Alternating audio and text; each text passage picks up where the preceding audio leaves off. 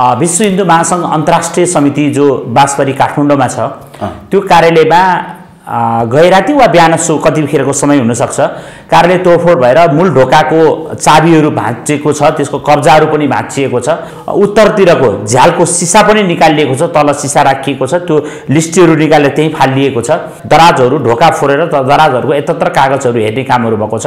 तर घटनाको पछाडिका धेरै रहस्यहरू हुनसक्छ भन्ने हाम्रो आशंका हो क्या। 1 गतेसम्म अपराधी पत्ता लगाउनलाई सरकारले अल्टिमेटम भनेका छौँ हामीले। यदि भएन भने हामी 2 गतेदेखि तदनुसारको अरू कार्यक्रमहरू लिएर आउँछौँ। भारत सरकारले आयोजना गरेको कार्यक्रम होइन।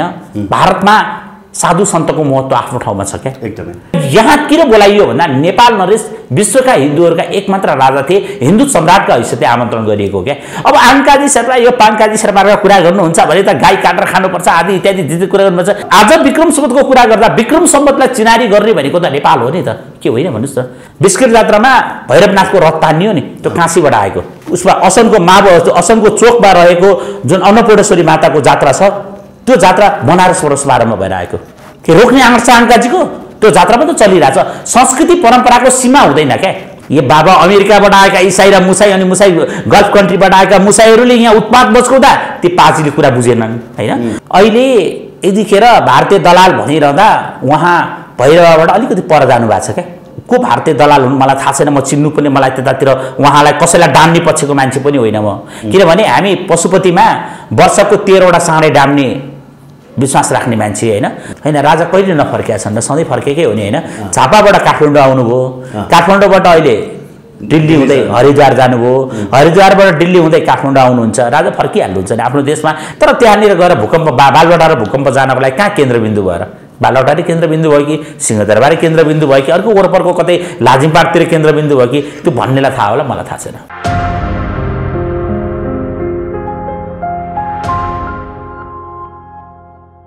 दर्शकबिन नमस्कार।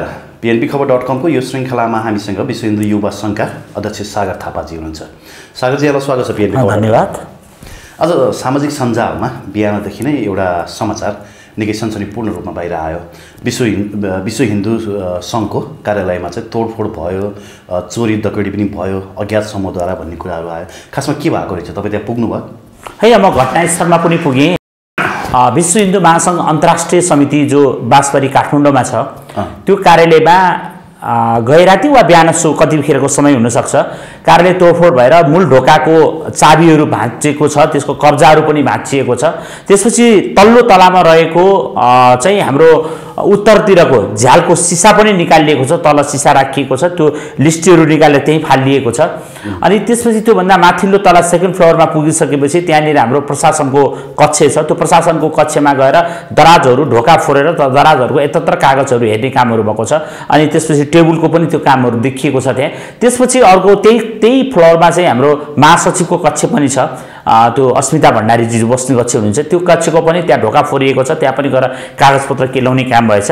त्यसपछि हामीले त्यही कक्षको अर्को कुनामा चाहिँ जुन हाम्रो कार्यालय सहयोगीको कोठा छ त्यो कार्यालय सहयोगीको कोठामा पनि गएर फोर्ने काम भएछ, तर त्यो ढोका चाहिँ फोरिएको छैन।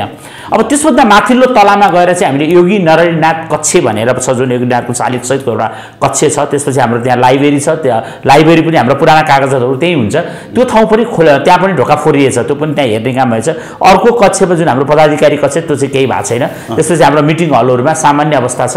यो चाहिँ तोडफोड भएको छ, त्यहाँबाट महत्त्वपूर्ण कागजात लगेको हामीले अनुमान गरेका छौँ। यो कागजपत्रहरू चोरिएको छ किनभने छरिएको छ, एकत्र छरिएको छ, प्रहरीबाट फिङ्गरप्रिन्ट लिनेहरू काम भएको छ।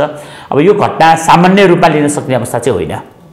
के कस्ता कागजपत्रहरू चोरिएछन् त्यो विषयमा अहिले यकिन भइसकेको छैन होला? होइन, हामी यकिन अब त कस्तो भने प्रहरीले फिङ्गरप्रिन्ट लिन सुरु गरेको हुनाले प्रत्येक चिजको फिङ्गरप्रिन्ट लिइरहेछ प्रहरीले। त्यसकाले फेरि एउटा अचम्मको कुरा के छ भने जुन ठाउँमा हाम्रो विश्व हिन्दू महासंघ अन्तर्राष्ट्रिय कार्यालय छ त्यसको ठिक ढोका अगाडि एउटा खम्बा छ। त्यो खम्बामा मेट्रो पुलिसको सीसी क्यामेरा छ। सीसी क्यामेरा छ मेट्रो पुलिसको है।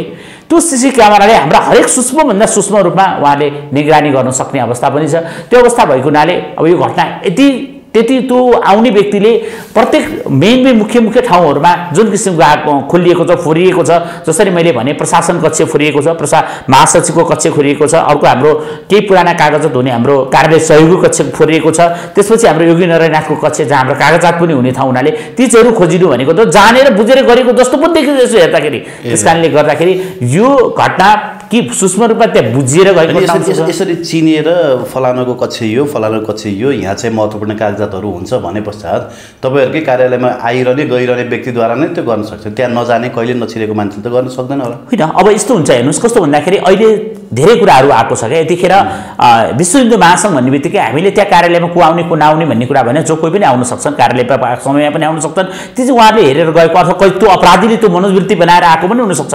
अब यतिखेर भारतमा राजा ज्ञानेन्द्रबाट जुन अहिले भारतको हरिद्वारमा सवारी भएको छ, यतिखेर आजै मात्र हो राजाका हैसियत नेपाल नरेशका हैसियतले शाही स्नान पनि गरेको आजको दिन होइन। हिजोदेखि एउटा ठुलो किसिमको राज संस्थाको हिन्दूहरूको एक किसिमको चहलपहल आयो भनिरहँदा एक किसिमको यो किसिमको तोडफोड जुन किसिमको कार्य भयो, कतै त्यो पनि कनेक्सन हो कि अथवा हामीले अहिले मस्टोको विषयहरू उठाइरहेछौँ, मस्टो हामीले कुलाइन पूजाका कुराहरू उठाइरहेछौँ, त्यो कुराले गर्दाखेरि एउटा पक्ष त हामीसँग इतर छ नि त, त्यो पक्ष पनि अथवा त्यो पक्षको पृष्ठपोषण हुनसक्छ अथवा विश्व हिन्दू महासङ्घभित्रको पनि एउटा पक्ष छ है। फेरि यो कुरालाई पनि तपाईँ हामीले यथार्थ राख्नुपर्छ।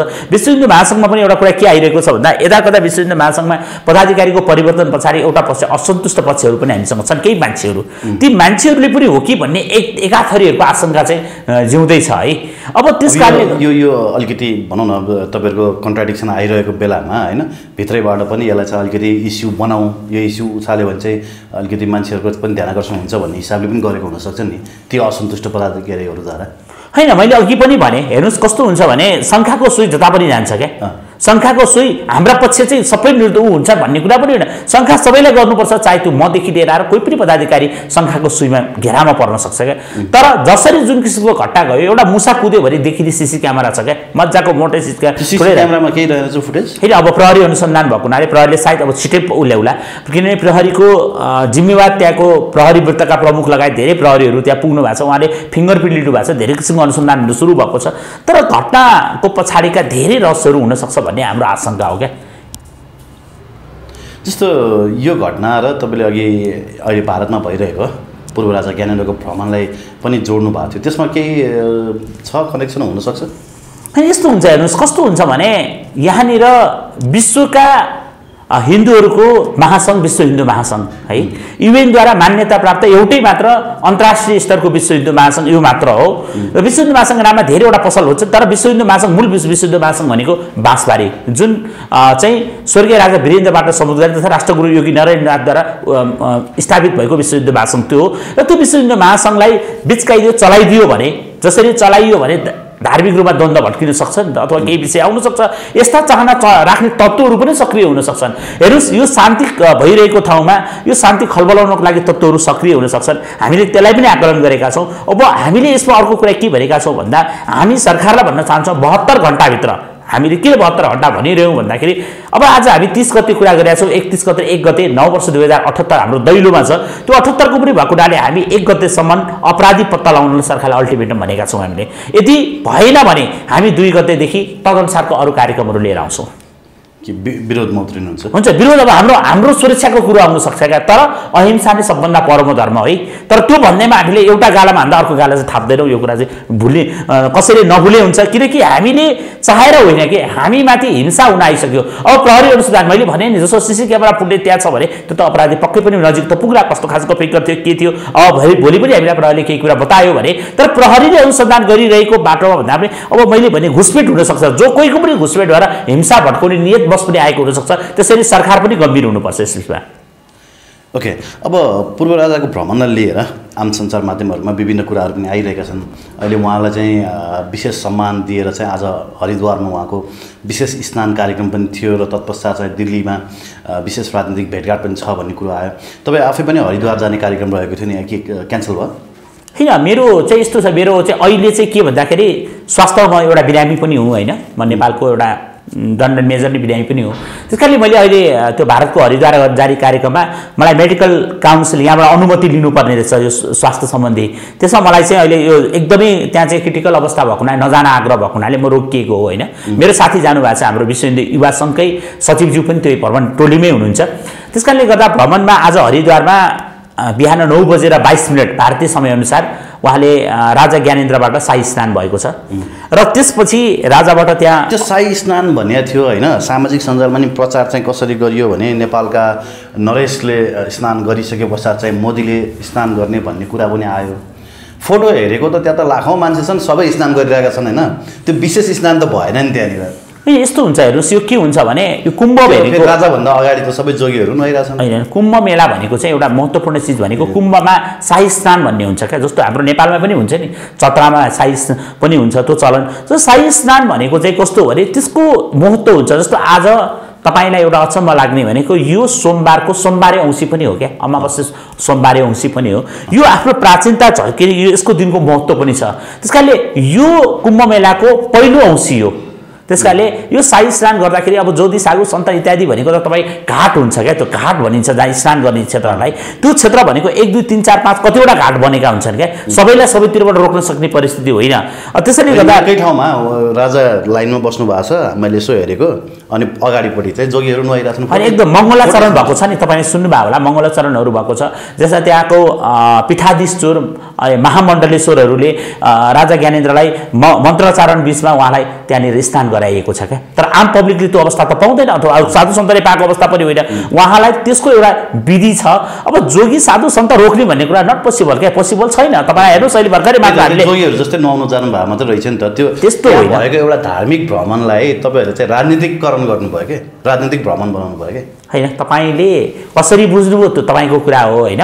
शाही स्नान भनेको कुरा चाहिँ के भने तपाईँले शाही स्नानमा दर्शन गरेर शाही स्नान नुहाउन स्नान गर्ने भनेको के, नुहाउने भनेको राजाले चाहिँ छुट्टै पानीले नुहाउने, अर्को कुनै हामीले त फेरि रथ यात्रा होइन, रथ यात्रा त रथ यात्रा थियो। तपाईँले त्यो भिडियो पुरा हेर्नु भएको छैन। लागि छुट्टै घाट होला भन्ने सोचेको, तर छुट्टै घाट पनि रहेन छ। उहाँ त त्यो आम नागरिक हो। सुन्नुहोस् न, त्यो जुन ठाउँमा उहाँले स्नान गर्नुभएको छ, राजा ज्ञानेन्द्रबाट जुन ठाउँमा स्नान गरेको ठाउँ हो, त्यो ठाउँको लागि सूर्यघाट भनिन्छ। सुन्नुहोस् है, पहिला सबैभन्दा ठुलो कुरो सूर्यघाटमा स्नान गरेछ। उहाँले स्नान गरिसकेपछि त्यहाँको महामण्डलेश्वरले स्नान गर्नुभएको छ। सुन्नु होला, त्यो पनि हेर्नु होला, त्यो भिडियोहरूमा छ, तपाईँले देख्नुभयो होला। राजा त्यहाँ जाँदा नेपालको झन्डा समेत भएको हात्तीमा चढाएर त्यहाँ लगिएको छ क्या। पहिला फुटेज पुरा हेरिदिनु होला, राजाको झन्डा, राजाको त्यो उहाँलाई लिएर त्यहाँ लगिएको छ। त्यसैले गर्दाखेरि अब यसको पछाडि के भन्दाखेरि अब शाही स्नानको विषयमा लिएर समीक्षा गर्न थाल्ने हो नि त। अब त्यो तर्कका कहाँ जाला कुतर्क चाहिँ अर्थै राख्दैन होइन। तर विशेष होला भन्ने जुन हामी होइन, विशेषै हो। जस्तो एउटा तपाईँ म नागरिक भएर म गएर स्नान गरेँ भने मैले शाही स्नान पाउँदिनँ क्या। शाही स्नानको महत्त्व छ। तपाईँको एउटा के हुन्छ भने यो साधु सन्तहरूको पनि एउटा लेभल हुन्छ। हेर्नुहोस् कस्तो हुन्छ भने तपाईँले नेपालको महामण्डलेश्वरहरू अथवा अरू जस्तो साधु सन्तहरू अथवा 1008 भन्छ नि, यहाँ त जसलाई जे मनलाई त्यसले 1008 लेखेर भोलिदेखि 1000 स्वामी भनेर हिँडेका पनि घटनाहरू छन् नि हामीसँग। बलात्कारी नै फेरि यहाँ त किन होस् होइन, त्यो मान्छे नै ब्रह्मचार्य के भन्छ हो। अर्को तपाईँले भन्न खोज्नु होला कृष्णदासजीको कुरा उठाउन खोज्दै हुनुहुन्छ होला होइन। उहाँ त ब्रह्मचारी भनेर भन्नुहुन्थ्यो। ब्रह्मचारी त अब अदालतले होइन भने हुनाले मैले पनि ब्रह्मचारी होइन भनिदिन्छु। अब उहाँले त आफूलाई त्यो भनाउनुहुन्छ नि, उहाँले त भनाउनु त जसले पनि भन्ला नि, भनौँ त म अब बलात्कार काण्डमा त उहाँ मचिनु भयो फेरि होइन। अदालतले के भन्यो भने बलात्कार चाहिँ उहाँले गरेको होइन, तर यौन शोषण चाहिँ भएको हो भनेपछि अब त्यो कुरा मैले होइन भने फेरि अन्याय न्याय भएको त रहेछ नि त। एकदम ब्रह्मचारी त होइन रहेछ नि त। होइन, तपाईँहरूकै मिडियामा आएर पहिलोपल्ट सबभन्दा पहिला मैले बोलेको थिएँ यसलाई अब कारवाही हुनुपर्छ भन्ने मान्छे मै हो।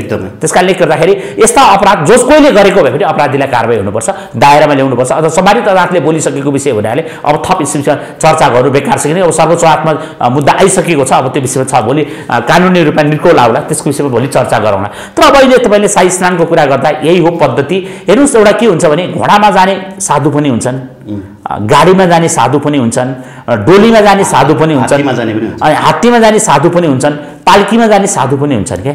अब साधुको लेभल हुन्छ, कोही सुतेर पनि जान्छन्। फेरि हेर्नुहोस् 15 किलोमिटर लामो लम्पसार हुँदै सुत्दै सुत्दै नाप्दै पनि जाने हुन्छन् क्या। अब त्यो विभिन्न रूपमा भन्दा साधुको रूपमा पो ढाकेर रहेछ होइन। साधु त अब हेर्नुहोस् तपाईँले कसरी बुझ्नुभयो त्यो थाहा छैन। जति तानको तपाईँले मलाई जति तन्काएर लानुभयो भने पनि एउटा नेपालको हिजो औपचारिक कार्यक्रममा नेपालका नरेश श्री 5 महाराजा धिराजे भन्ने सम्बोधन भएको छ, यो कुरा याद गर्नु भएको छ नि। त्यहाँको सवारी तर सरकारी तवरबाट चाहिँ होइन, त्यो एउटा भनौँ न एउटा मठाधीशले मात्रै गरेको सम्बोधन हो। त्यसलाई हामीले भारतको आधिकारिक हो, जसरी अहिले यहाँ सामाजिक सञ्जालमा प्रचार गरिएको छ नि, यो चाहिँ भारतले त मानिसक्यो, विश्व सम्राट मानिसक्यो भन्ने, त्यो कुरा चाहिँ अलिक बढी नै कुप्रचार गरियो भन्छ नि मान्छेहरू। त्यो तर्क गर्छन् कि होइन, त्यो तपाईँको भनाइसँग मेरो पनि कता कता समर्थन छ। किनभने यही कुर्सीमा बसेर भनेका हुन्, मलाई फेरि मैले विश्लेषकहरूकै भनाइलाई भनेको है, मेरो भनाइ होइन फेरि होइन। यहाँको कुरासँग म पनि सहमत हुने ठाउँहरू छन्, किनभने त्यहाँ भारत सरकारले आयोजना गरेको कार्यक्रम होइन। भारतमा साधु सन्तको महत्त्व आफ्नो ठाउँमा छ क्या, एकदमै। अखिल भारतीय सन्त समाज, अखिल भारतीय साधु समाज र ज्ञानेन्द्र सरस्वतीजी महाराज जस्ता व्यक्तित्वहरूले उहाँलाई कार्यक्रम राख्नुभएको, त्यसको आफ्नै गरिमा छ, त्यसको आफ्नै ऊ छ।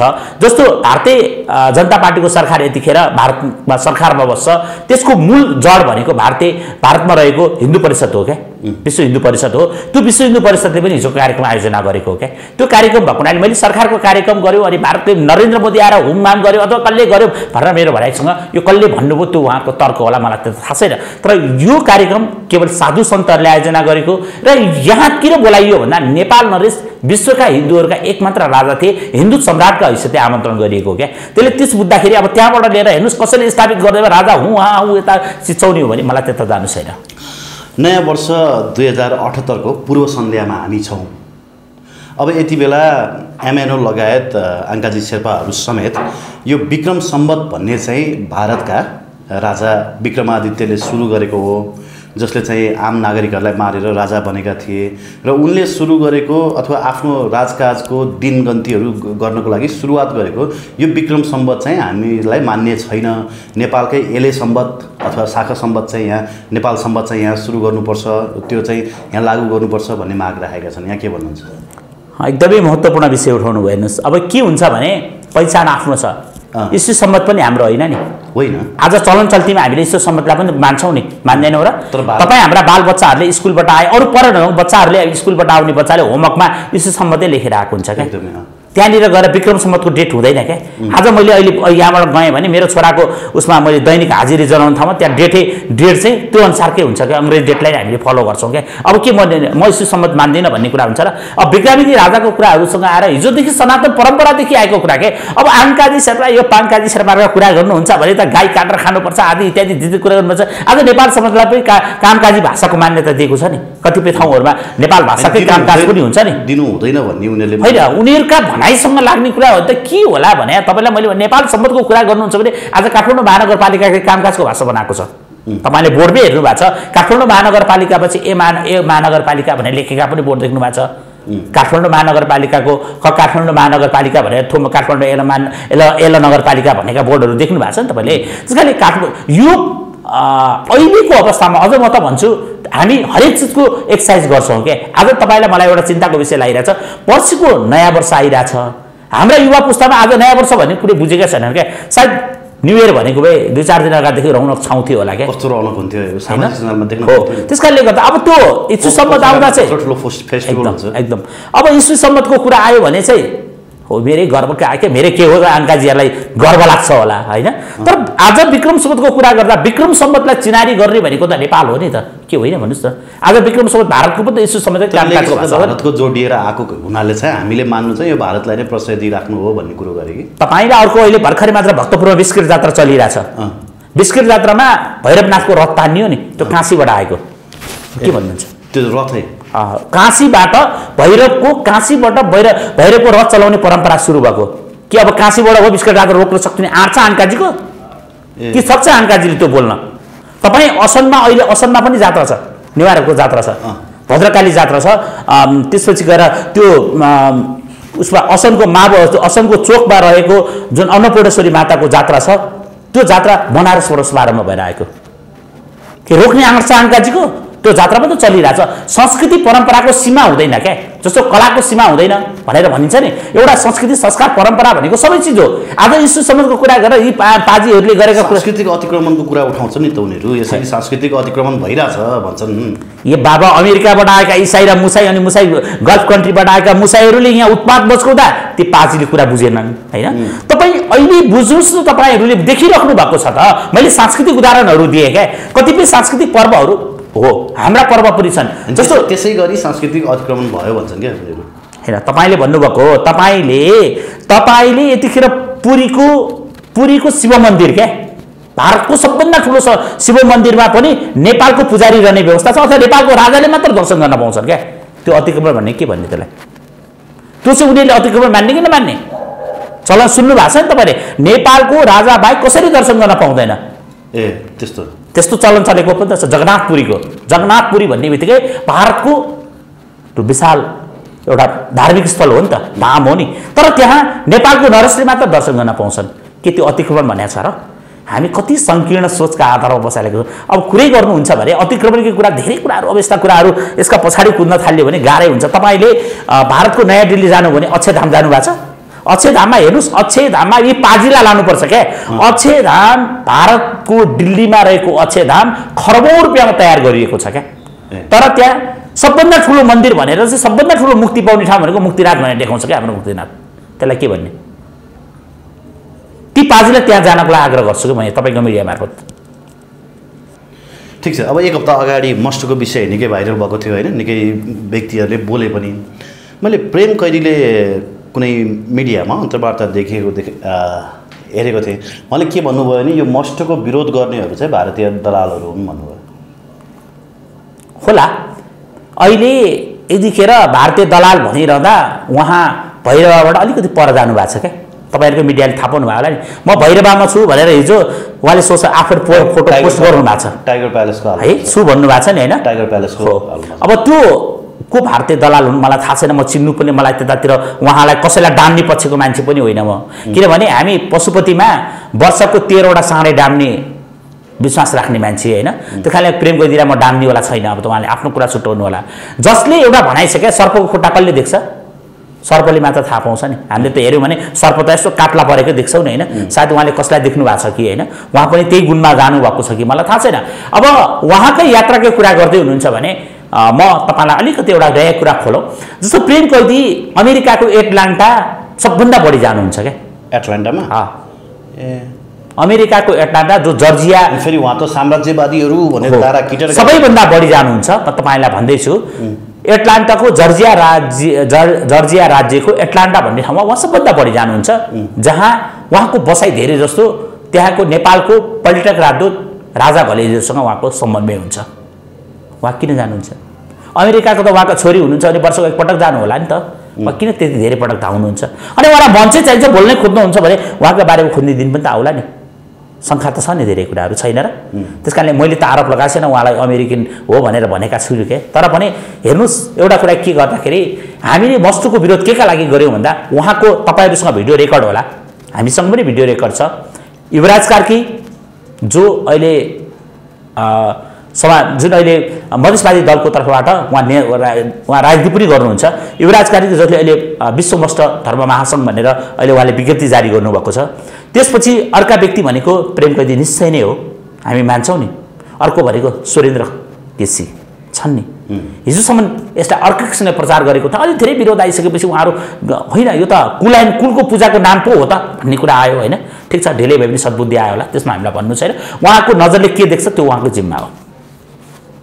त्यसो भए मस्ट धर्म भनेको हिन्दू धर्म नै हो होइन? मस्ट धर्म तपाईँसँग अन्तर्वार्ता लिए पश्चात झापाबाट पनि एक व्यक्तिले फोन गर्नुभएको थियो, सायद ब्राह्मण कुलकै हुनुहुन्थ्यो होला उहाँले सागर थापाको नम्बर दिनुहोस् न, उहाँसँग म केही कुरा भन्न चाहन्छु भनेर सायद तपाईँलाई कल पनि गर्नु होला। गर्नुभयो?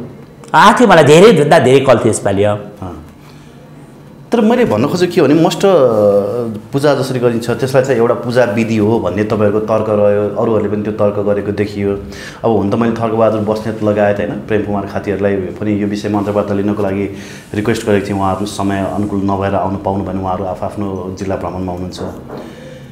थर्क बस्नेतको कुरा हेर्ने हो भने चाहिँ के भन्नुहुन्छ भने यदि मस्ट पूजा पनि हिन्दू धर्मभित्रकै एउटा सेक्ट हो अथवा भनौँ त्यो भित्रकै एउटा पार्ट हो भने त मष्ट पूजा गर्दाखेरि चाहिँ किन मतलब कुनै श्लोकहरू पढिँदैन, कुनै ऊहरू आउँदैन होइन? जस्तो हिन्दू धर्म र त्यसको टोटली फरक हुन्छ किन भन्ने जस्तो प्रश्न गर्थेँ।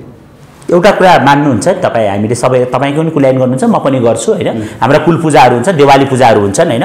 त्यहाँ देउता आउने भन्छौँ क्या हामी होइन, जसले धामी आयो भन्छौँ हामीले होइन, भाषाले हाम्रो भाषाले धामी आयो भन्छौँ। ती धामी आएको भनेको पनि त्यो विधि छ क्या, धुपादी गर्नुपर्छ, घन्टी बजाउनुपर्छ, त्यहाँनिर आएर उसले घ्याम्पो त बजाउँदैन नि, घन्टी नै बजाउँछ होला नि त होइन। त्यस कारणले ती धामीहरूले गर्दा पनि उनीहरूले पनि एउटा मन्त्र त उच्चारण गरिरहेको हुन्छन् नि। जस्तो हाम्रो कसैको बोका बलि दिने होला, कसैको घिउहरू दिने होला, कसैको खिरहरू चढाउने पनि होला, त्यो जे जस्तो भए पनि त्यहाँ मन्त्र उच्चारण भइरहेको हुन्छ क्या। त्यस कारणले हामीले भनेका छैनौँ हुन्छ भन्ने मात्रै कुरो भयो। तर जस्तो अब हामीले एक्सपिरियन्स गर्दाखेरि चाहिँ पहिला सुरुमा अब देउताहरू बोलाउँदाखेरि पनि जति पनि छ उनीहरूको नेचुरल हामीले जस्तो भाषामा बोल्छौँ त्यस्तै भाषामा चाहिँ उनीहरूले देउता बोलाउँछन् कि त्यहाँ कुनै संस्कृतको श्लोकहरू पढिँदैन, मन्त्रहरू पढिँदैन, वाचन गरिँदैन।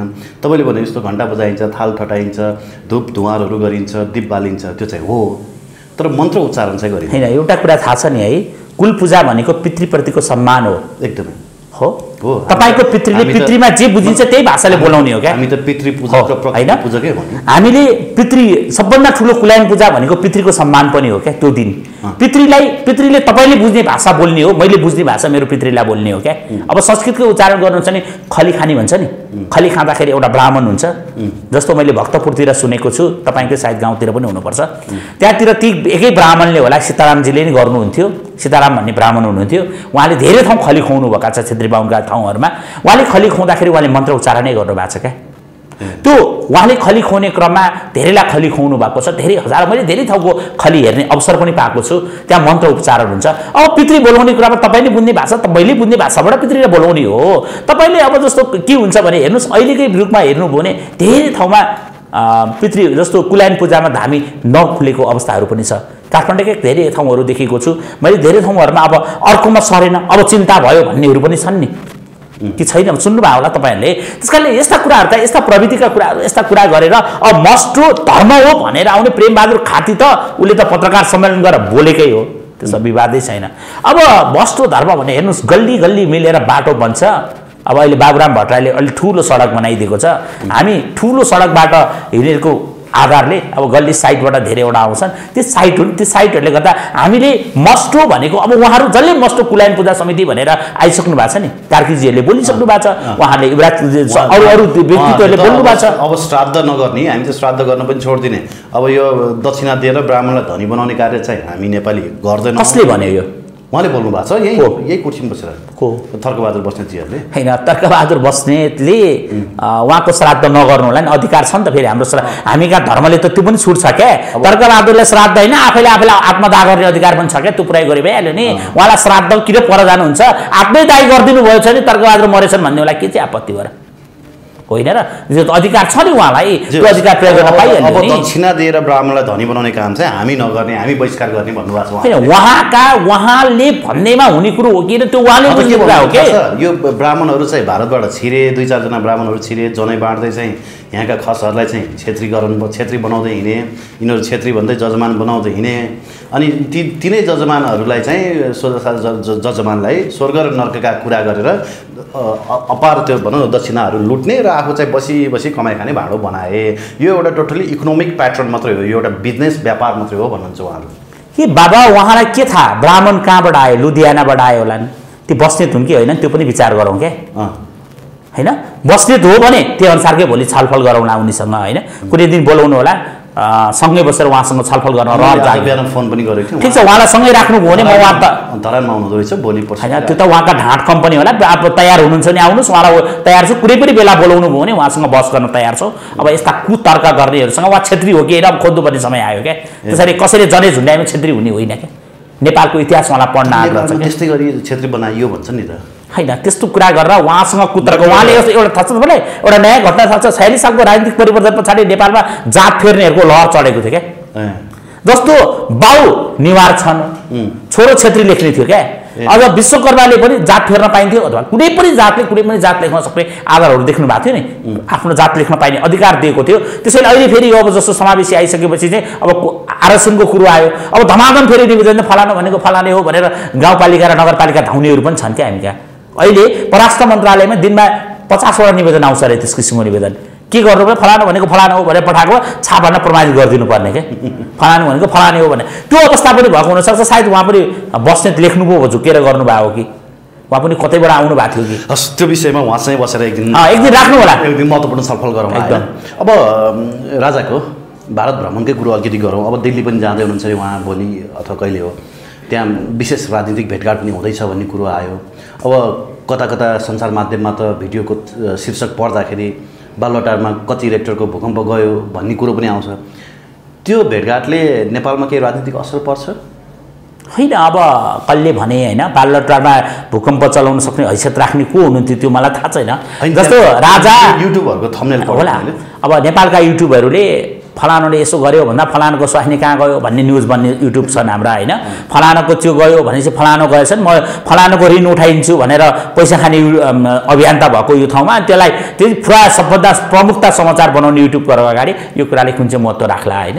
सबभन्दा पहिला चाहिँ तपाईँले भने जस्तो के हो भने यतिखेर राजाको छोरा राजनीति गर्छ, त्यो राजा होइन, उनका चिनाजानी हुनसक्छ, उनका सम्पर्कहरू पनि हुनसक्छ।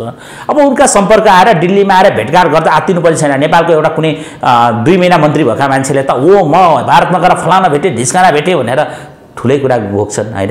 अब एउटा राजा समेत भइसकेको मान्छेले उनका आफ्नो पारिवारिक पृष्ठभूमिहरू पनि होलान्। अब जस्तो अहिले जुन हामी अहिलेकै कुरा गर्नु छ नि, हरिद्वारमा पनि उहाँका शाही परिवार, उहाँका हिजोको परिवारहरू छन्, उहाँका फुपूहरूसँग पनि उहाँको भेटघाट हुने कार्यक्रम छ। त्यसपछि पारिवारिक भेट हुन्छ, दिल्लीमा आएर उहाँले भेट्ने। अब त्यसमा अब विश्व हिन्दू महासङ्घका उपाध्यक्ष जो भारत उत्तर प्रदेशका मुख्यमन्त्री पनि हुन्छ योगी आदित्यनाथजी महाराज, जो भारतको राजनीतिमा एउटा ठुलो हस्तीको रूपमा चिनिनु भएको छ, उहाँसँग पनि भेटघाट होला, अरू व्यक्तिहरूसँग भेटघाट होला, राजनीतिक भेटघाट हुन्छ। अब यहाँ त्यो भेटघाटले यहाँ भूकम्प जान्छ भन्ने कुरा चाहिँ अब दिउँसै बसेर तारा गर्नेहरूसँग मलाई विश्वास हुनु छैन। तर भन्नेहरू त के भन्छन् भने नि, अब राजा नेपाल फर्के पश्चात चाहिँ गणतन्त्र हल्लिन्छ, अब गणतन्त्र दल्छ, अब हामी निर्णायक आन्दोलन गर्छौँ, अब राजा फर्किन्छ भन्छ नि त। होइन, राजा कहिले नफर्केका छन् र सधैँ फर्केकै हो नि होइन। झापाबाट काठमाडौँ आउनुभयो, काठमाडौँबाट अहिले दिल्ली हुँदै हरिद्वार जानुभयो, हरिद्वारबाट दिल्ली हुँदै काठमाडौँ आउनुहुन्छ, राजा फर्किहाल्नुहुन्छ नि आफ्नो देशमा। राजा छोड्दा त राजगद्दी छोड्दा त देशलाई नछोडेर जाने, देशप्रति माया गर्ने राजा कहाँ जान्छन्? राजा त देश फर्किहाल्छ नि। त्यसले यसलाई विश्लेषण गर्ने। अब यो हेर्नुहोस् फेरि कसरी बनाएर कोही राजा बन्दैनन् क्या। त्यस कारणले राजा कुरा यस्ता तर्कहरू गरेर अब यत्र मैले एउटा तपाईँसँग अहिले मैले केहीका शब्द सापटी लिएर भने एकचोटि राजा पनि आफ्नो धार्मिक भ्रमणको सिलसिलामा भारत जानुभएको थियो। त्यही बेलामा अमेरिकी राष्ट्रपति पनि त्यहाँ आउनु, डोनाल्ड ट्रम्प पनि आउनु भएको थियो होइन। अनि भारतीय प्रधानमन्त्री पनि त्यही भएको बेला चाहिँ अब 3 जनाको भेट हुँदैछ भनेर शेखरजङ रायमाझीले भन्नुभएको यही कुर्सीमा बसेर अब 3 जनाको भेट हुँदैछ भन्दा अब कल्पना भन्दा बाहिर मैले बोलेको थिएँ, यो त कल्पना हुँदैन, उनी कुरा कल्पना गर्न त गाह्रै हुन्छ भने होइन। अब त्यस कारणले गर्दाखेरि अब राजाको छोराले पक्कै पनि राजनीति गर्छ, राजनीति भेटघाट होला। तर राजनीति भेटघाट चाहिँ के भने अब कतिपय चाहिँ नवीकरण पनि हुन्छ क्या। त्यहाँ आएँ मैले, आज तपाईँकोमा आएँ, तपाईँसँग मेरो नवीकरण भयो नि, अब त्यस्तै किसिमको नवीकरण हुनसक्छ। अब त्यसको राजनीति अर्थ रहन्छ रहँदैन त्यो त भोलिको कुरा हो। तर त्यहाँनिर गएर भूकम्प बालुवाटार भूकम्प जानको लागि कहाँ केन्द्रबिन्दु भएर बालुवाटारै केन्द्रबिन्दु भयो कि सिंहदरबारै केन्द्रबिन्दु भयो कि अर्को वरपरको कतै लाजिमपाटतिर केन्द्रबिन्दु भयो कि त्यो भन्नेलाई थाहा होला, मलाई थाहा छैन। हस् सागरजी, धन्यवाद दिन चाहन्छु यहाँलाई महत्त्वपूर्ण संवादको लागि। हस्, एकदमै महत्त्वपूर्ण कुरा उठाउनु भयो। विश्व हिन्दू महासङ्घ अन्तर्राष्ट्रिय समितिमा जुन किसिमको तोडफोड भएको छ, जुन एक किसिमले हिंसा जन्माउनको लागि एक किसिमको साङ्गीतिक आक्रमण भएको पनि हुनसक्छ।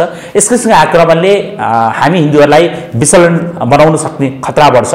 त्यसैले जसले पिएनपी मिडिया हेरिरहनु भएको छ, देश तथा विदेशमा रहनुहुने समस्त वैदिक बौद्ध जैन सिख बोन किराँत सम्पूर्ण ओमकार परिवारलाई आह्वान छ। हामीले 72 घण्टाभित्र सरकारलाई अपराधी पत्ता लगाउन आह्वान गरेका छौँ। त्योसम्म तपाईँले धैर्यदान गर्नु, शक्ति आर्जन गर्नुहोला, तर धैर्यतामा कुनै किसिम हिंसामा उत्रेर बाहिर नआइदिनु होला।